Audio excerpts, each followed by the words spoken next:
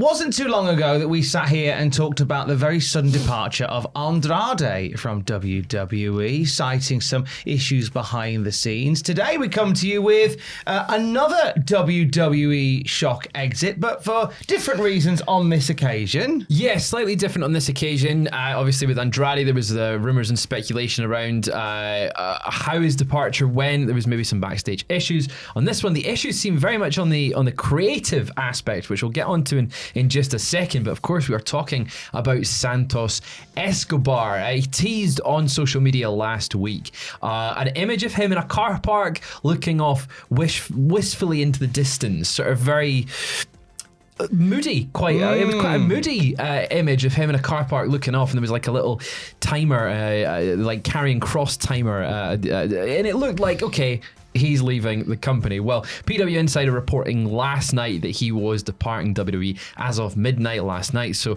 in US time, that was just a few hours ago, and he will be a free agent and available to wrestle or sign anywhere he wishes. Now we're going to get into sort of what happened to get us to this point and what's next for Santos Escobar in just a moment. But let's look back on the run of Santos in WWE. He signed in August of 2019. His debut was delayed when he suffered an injury during training. It wouldn't be until February of 2020 that we would see him. He'd go on to win a tournament to become the NXT Cruiserweight Champion. He would do away with the El Hijo del Fantasma persona that he came into the company with much fanfare from Mexico, and he would remove the mask. He would form Legado del Fantasma, the faction with Joaquin Wilde and Raul Mendoza, and he would become Santos Escobar. Joaquin Wilde and Cruz del Toro, as he would later be known, were called up to the main roster in October of 2022. They'd align with Zelina Vega. They'd eventually become the LWO. They would see some changes. They'd see Carlito come in, Dragon Lee would come in, Rey Mysterio would kind of become like a pseudo member of the group. Yeah, he was in the group. He was one of the leaders of the group with Santos. It felt very much like it was a passing of the torch, trying to give the Rey Mysterio rub to another group. And it became a big meme at that point that any Triple H, you call up a Mexican star, you're in the LWO. Like, that's kind of the way it went for a little while, and it did change from what Legado del Fantasma was, and it was no longer a vessel for Santos Escobar to be the top star. It was very much just like, we've got nothing much for this group of people to be doing. Yeah, they became like a lower level, like stable, didn't they? I think it felt like they were there a lot of the time to either pick up some L's or, when in Puerto Rico, get big pops. Yeah, get the big pops. The L's definitely came before the dubs on that one for them. And it was an interesting run because he did get used fairly regularly. Like, I feel like he was on screen for enough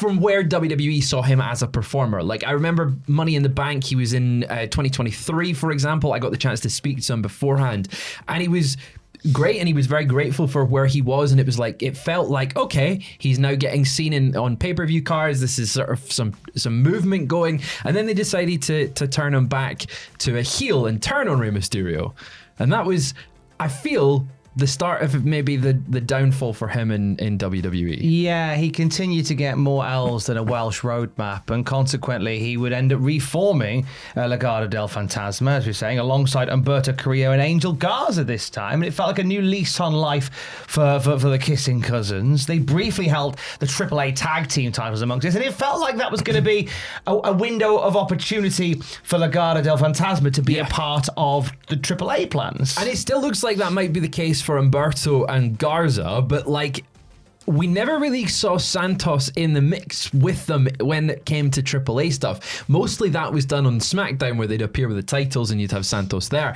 It just felt like there was a disconnect for what WWE wanted to do with Santos and what he wanted to be doing instead. Obviously that group is now ceased, at least without Santos. I imagine Humberto and Angel Garza will stay together as a team on SmackDown. They've got a great tag division and they're part of it.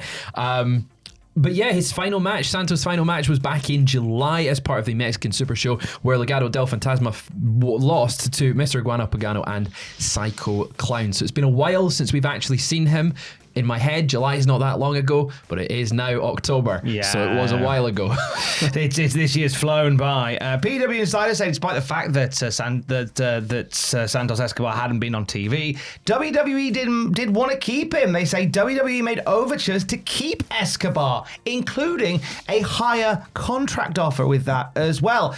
However, Santos Escobar turned it down. WWE's attempts to re-sign Santos were also reported by Fightful Select, and it was added that the reason for his departure was nothing to do with money. It was all to do with creative dissatisfaction. And I think that is something that there's quite a few people on that WWE roster right now that could probably quietly relate to. Yes, I think that'll be a recurring theme over the next year when we see people leave the company. It will be on the creative aspect. WWE Creative was on fire from about 2022 until maybe the latter half of 2024, like that end of the CM Punk Drew McIntyre, the Hell in a Cell match. That kind of feels where the creative sort of lost a little bit of focus. And since then, we've seen a number of stars leave the company. Karrion Kross was one of them. He turned down a contract offer. Maybe that was to do with creative issues that was around it, or he felt he deserved more from that one. We've now seen Santos leave, so it seems to be there's a recurring theme of talent not being given the position on screen that they maybe feel like they've earned over the past couple of years. And I think part of that comes down to the fact that the premium live event format only really allows, well, I say only really allows, we know it can be done with more matches, but we know that Triple H only likes to have a certain amount of matches, so if you know you're not in this current cycle of feuds, that's you for about 6 months. You're not getting on a pay-per-view. Yeah, that's based on how they put those pay-per-views together. Like I guess that's why they've kind of expanded things like having worlds collide more often. So at least people can feel like they're getting on pay-per-view more. But regardless, Santos feeling creative dissatisfaction, frustrations with his place in the sun, and off he goes. Late last night, Santos Escobar shared a video on his socials in the same place where that photo appeared last week of him just wandering around the car park with the kind of energy of I've forgotten where I've parked my car. We've all been there. We've all been there. Yeah. The words "palante" appear on in the caption, which is Spanish for multi-story.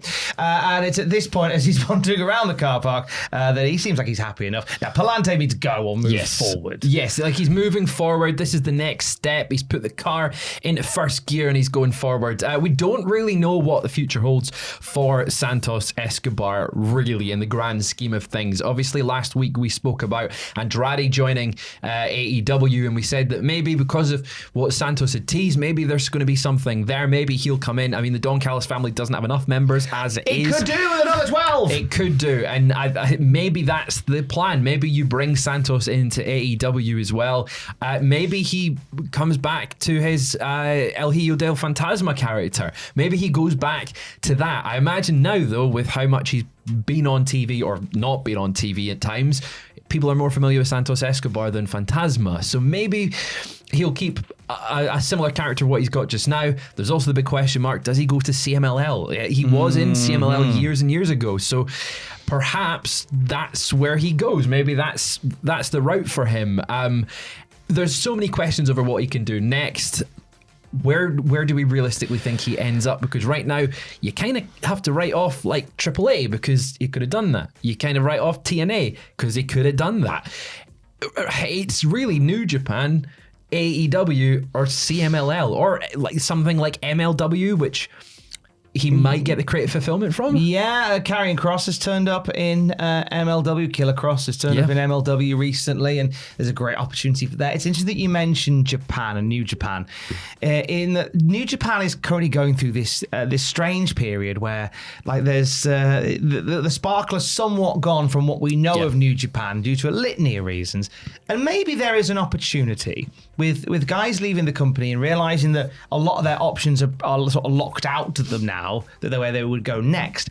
Maybe New Japan, this might be an opportunity for them to sort of rebuild their international roster a little bit. Yeah, it really could benefit them in the long run in bringing in more eyes to the product. At the same time, though, part of the reason that they're on that downturn is because they they can't afford to bring in those stars. And I imagine with the likes of Santos Escobar, even though he's been offered a higher contract, I imagine money still will play a big factor in where he wants to go next. And the only person that is paying that an equivalent value to WWE right now is Tony Khan with AEW. So it'll be interesting to see what happens next. Perhaps the fact that, as PW Insider reported, he will be a free agent and available to wrestle or sign anywhere he wishes as of today.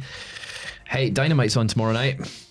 Oh, Or Dynamite's on tonight, actually. It's head-to-head with NXT. So perhaps it will be King Cuerno or Santos Escobar signing with AEW. We don't know what his name would be, but we will. Him and Ricochet could have a match again. Roll back them Lucha Underground years. That would be pretty fun. Give us that. Give us that, please. We might be licensing views and or bring in the boom on that one. Obviously, when we know more, we'll let you know more at cultaholic.com. Forgot where I work. Yeah, you work here. I definitely work here. Sometimes I do. Hey, very late last night, I had a lovely conversation with TNA star, the Hometown Man. Yay, good lad. Hometown Man. It's good to catch up with the Hometown Man. You know, rare chance to chat with him in his hometown. Of course, yeah. Strangely, you were in his hometown as well. Well, we share the same hometown. Yeah, of course. We talk about fellow hometown heroes in like Matt Cardona. They're from the same hometown. Yeah, of course. He's from the same hometown as Trick Williams. He talks about the reaction that he has got as well. Wow. And you won't believe who trained the Hometown Man. Was it you? You won't believe who. You'll have to listen to the podcast this morning and find out. It's on the Cultaholic Wrestling podcast feed. And for the very latest wrestling news at any time, you can check out cultaholic.com. Stay safe. Love you. Bye.